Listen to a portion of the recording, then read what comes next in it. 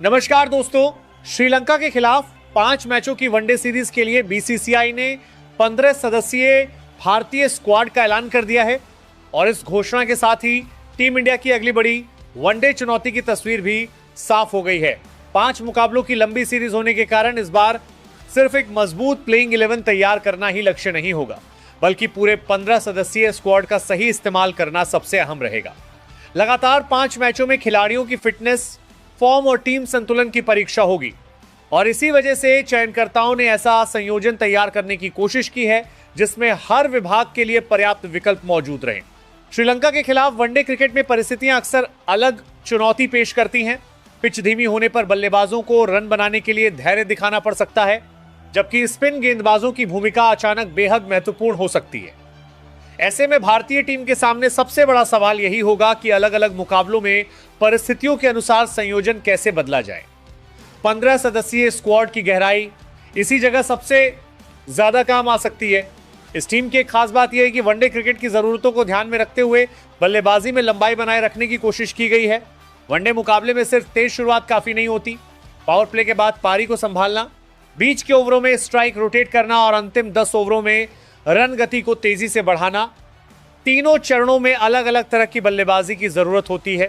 भारतीय टीम के सामने चुनौती होगी कि बल्लेबाज अपनी भूमिका के अनुसार खेले और किसी एक खिलाड़ी पर रन बनाने की पूरी जिम्मेदारी ना आए। पावर प्ले में भारत की रणनीति भी इस सीरीज में काफी महत्वपूर्ण रहने वाली है। शुरुआती 10 ओवरों में विकेट सुरक्षित रखते हुए रन गति बनाए रखना वनडे क्रिकेट की मजबूत नींव माना जाता है। अगर भारत को अच्छी शुरुआत मिलती है तो मिडिल ओवर्स में बल्लेबाजों के पास ज्यादा स्वतंत्रता होगी, लेकिन शुरुआती विकेट जल्दी गिरने की स्थिति में मध्यक्रम को पारी को दोबारा स्थिर करना होगा। इसी वजह से स्क्वाड में बल्लेबाजी का संतुलन बेहद महत्वपूर्ण बन जाता है। गेंदबाजी विभाग में भी इस सीरीज की परिस्थितियां भारतीय टीम की परीक्षा लेने वाली हैं। श्रीलंका की पिचों पर स्पिन का प्रभाव कई बार मुकाबले की दिशा बदल देता है। ऐसे में स्पिन विकल्पों के साथ तेज गेंदबाजों की भूमिका भी कम नहीं होगी। नई गेंद से विकेट निकालना, मिडिल ओवर्स में रन रोकना और डेथ ओवर्स में सटीक गेंदबाजी करना भारतीय गेंदबाजों को पूरे 50 ओवर तक अलग अलग जिम्मेदारियां निभानी होंगी। खासतौर पर मिडिल ओवर्स भारत की रणनीति का केंद्र हो सकते हैं। यही वह चरण है जहां श्रीलंका के बल्लेबाज अगर साझेदारी बना लेते हैं तो बाद में स्कोर को रोकना मुश्किल हो सकता है। भारतीय गेंदबाजों को इसलिए सिर्फ डॉट गेंदों पर निर्भर रहने के बजाय विकेट हासिल करने की कोशिश करनी होगी। लगातार विकेट मिलने से विपक्षी टीम की रनगति भी नियंत्रित होगी और अंतिम ओवरों में बड़े स्कोर की संभावना कम की जा सकेगी। 5 मैचों की सीरीज होने के कारण रोटेशन भी बेहद अहम रहने वाला है। हर मुकाबले में एक ही टीम को उतारना खिलाड़ियों पर अतिरिक्त दबाव डाल सकता है। ऐसे में 15 सदस्यीय स्क्वाड में मौजूद विकल्पों का इस्तेमाल परिस्थितियों और खिलाड़ियों की फिटनेस के अनुसार किया जा सकता है। किसी एक मुकाबले में युवा खिलाड़ी को अवसर मिल सकता है तो अगले मैच में अनुभवी खिलाड़ी को जिम्मेदारी दी जा सकती है। इससे टीम को लंबी सीरीज में ताजगी बनाए रखने में मदद मिलेगी। फील्डिंग विभाग भी इस सीरीज में बड़ा अंतर पैदा कर सकता है। वनडे क्रिकेट में एक अतिरिक्त रन, एक बची हुई बाउंड्री या एक महत्वपूर्ण कैच का प्रभाव T20 से भी ज्यादा लंबा होता है। भारतीय टीम की कोशिश होगी कि मैदान पर हर मौके का पूरा फायदा उठाया जाए और विपक्षी बल्लेबाजों को आसान रन न दिए जाएं। श्रीलंका के खिलाफ 5 मैचों की यह वनडे सीरीज भारतीय टीम के लिए सिर्फ जीत दर्ज करने का मौका नहीं है। यह सही संयोजन खोजने, खिलाड़ियों की भूमिका तय करने, बेंच स्ट्रेंथ को परखने और लंबे प्रारूप में निरंतरता साबित करने का अवसर भी है। 15 सदस्यीय स्क्वाड में मौजूद अनुभव और नई ऊर्जा का संतुलन भारत की सबसे बड़ी ताकत बन सकता है। अब असली कहानी मैदान पर शुरू होगी, जहां रणनीति को प्रदर्शन में बदलना होगा और 5 मुकाबलों के दौरान यह तय होगा कि भारतीय टीम दबाव, परिस्थितियों और लगातार क्रिकेट की चुनौती को कितनी मजबूती से संभालती है। नंबर 1, कप्तान शुभमन गिल। शुभमन गिल इस टीम की बल्लेबाजी और नेतृत्व दोनों की अहम कड़ी हैं। उनकी बल्लेबाजी में तकनीक के साथ परिस्थितियों को पढ़ने की क्षमता दिखाई देती है। कप्तान के रूप में उन पर सिर्फ रन बनाने की नहीं, बल्कि सही समय पर सही फैसले लेने की जिम्मेदारी भी होगी।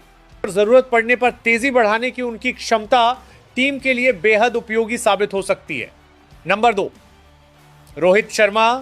रोहित शर्मा का अनुभव भारतीय टीम की सबसे बड़ी ताकतों में से एक है। नई गेंद के सामने उनका धैर्य और गेंदबाजों पर दबाव बनाने की कला उन्हें अलग पहचान देती है। बड़े मुकाबलों में लंबे समय तक क्रीज पर टिककर मैच की दिशा बदलने का अनुभव उनके पास है।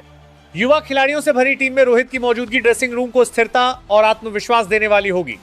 नंबर 3, विराट कोहली।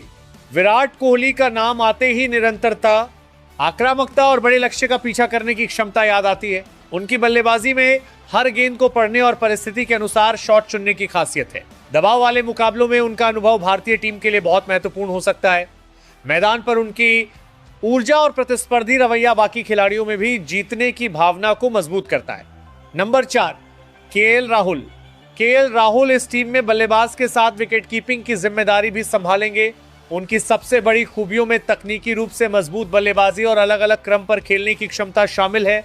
विकेट के पीछे उनकी सतर्कता टीम को अतिरिक्त संतुलन देती है। जब टीम को तेज शुरुआत की जरूरत हो या पारी को नियंत्रित तरीके से आगे बढ़ाना हो, राहुल दोनों भूमिकाओं में प्रभाव छोड़ सकते हैं। नंबर 5, श्रेयस अय्यर। श्रेयस अय्यर मध्यक्रम के ऐसे बल्लेबाज हैं जो स्पिन और तेज गेंदबाजी दोनों के खिलाफ अपने अंदाज में रन बनाने की कोशिश करते हैं। उनका फुटवर्क और दबाव के बीच साझेदारी बनाने की क्षमता टीम के लिए महत्वपूर्ण है। अगर शुरुआती बल्लेबाज जल्दी लौटते हैं तो अय्यर पर पारी को संभालने की जिम्मेदारी आ सकती है। सेट होने के बाद वह रन गति को भी तेजी से बढ़ा सकते हैं।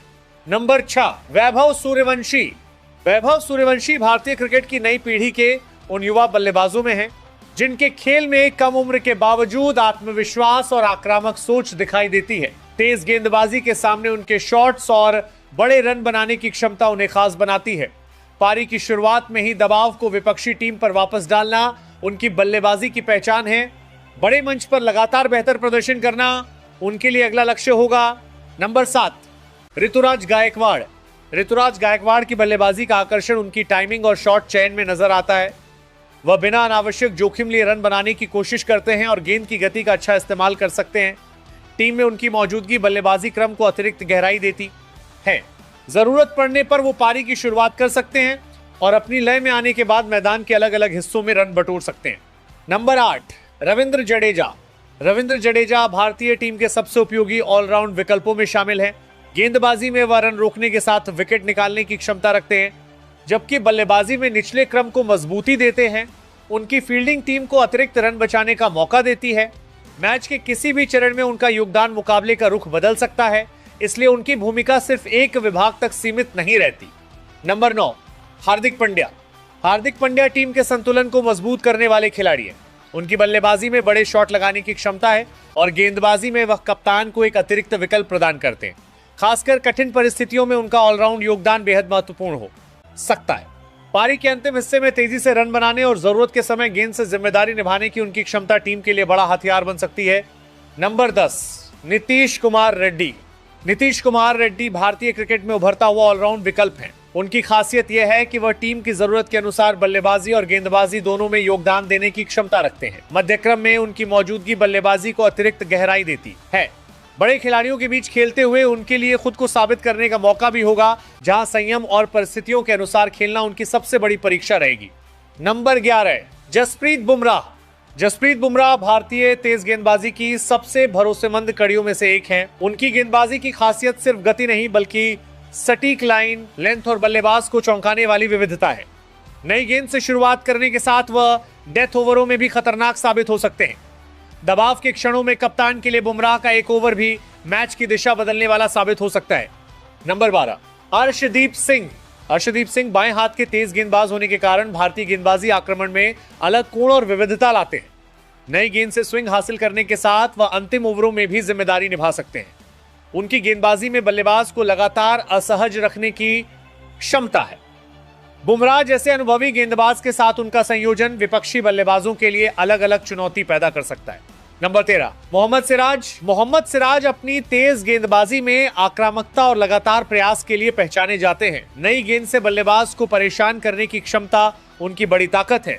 पिच से थोड़ी भी मदद मिलने पर वह गेंद को दोनों तरफ ले जाने की कोशिश करते हैं। उनका जोशीला रवैया टीम की गेंदबाजी आक्रमण में ऊर्जा जोड़ता है और महत्वपूर्ण समय पर विकेट निकालने की जिम्मेदारी उनके कंधों पर होगी। नंबर 14, हर्षित राणा। हर्षित राणा भारतीय तेज गेंदबाजी में अपनी पहचान मजबूत करने की दिशा में आगे बढ़ रहे हैं। उनकी लंबाई और उछाल बल्लेबाजों के लिए चुनौती पैदा कर सकती है। वह लगातार सही क्षेत्र में गेंद डालकर दबाव बनाने की कोशिश करते हैं। अनुभवी तेज गेंदबाजों के साथ ड्रेसिंग रूम साझा करने से उन्हें सीखने का अवसर भी मिलेगा। इस टीम में उनका लक्ष्य मौके मिलने पर प्रभावशाली प्रदर्शन करना होगा। नंबर 15, कुलदीप यादव। कुलदीप यादव भारतीय गेंदबाजी में रहस्यमयी स्पिन का विकल्प लेकर आते हैं। उनकी कलाई की स्पिन और गेंद को अलग अलग दिशा में घुमाने की क्षमता बल्लेबाजों को गलत शॉट खेलने के लिए मजबूर कर सकती है। बीच के ओवरों में विकेट निकालना उनकी अहम जिम्मेदारी होगी। अगर पिच पर स्पिन को थोड़ा भी सहयोग मिलता है तो कुलदीप अपनी विविधताओं से बल्लेबाजी क्रम पर लगातार दबाव बना सकते हैं।